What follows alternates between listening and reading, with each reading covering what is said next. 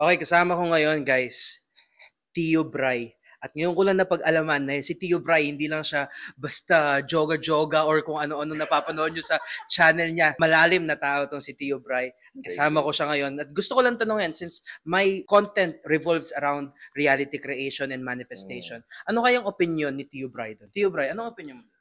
Reality and manifestation for me is starts with yourself.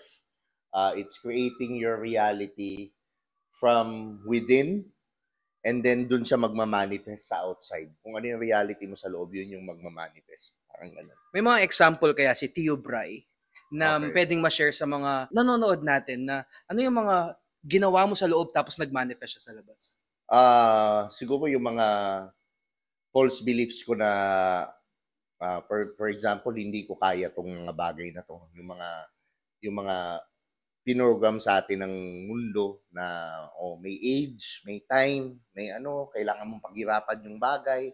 Nung inayos ko yung loob ko, inayos ko yung value, inayos ko yung ma-offer ko sa mundo, inano ko yung craft ko, binigyan ko ng passion, hinil ko yung trauma ko, and then nag-manifest na yun. Yun na yung reality ko na abundant, hindi natakot, naniniwala sa sarili niya, sobrang confident sa sarili niya na hindi niya niyayabang sa tao. Pero the way niya kausapin yung sarili niya is parang higit pa sa best friend na sobrang mahal niya na hindi niya sinasaktan yung sarili niya, the way niya kausapin. So yun, nagmamanifest sa reality ko na lahat maganda, lahat mabait, lahat swerte, lahat ng na-attract ko.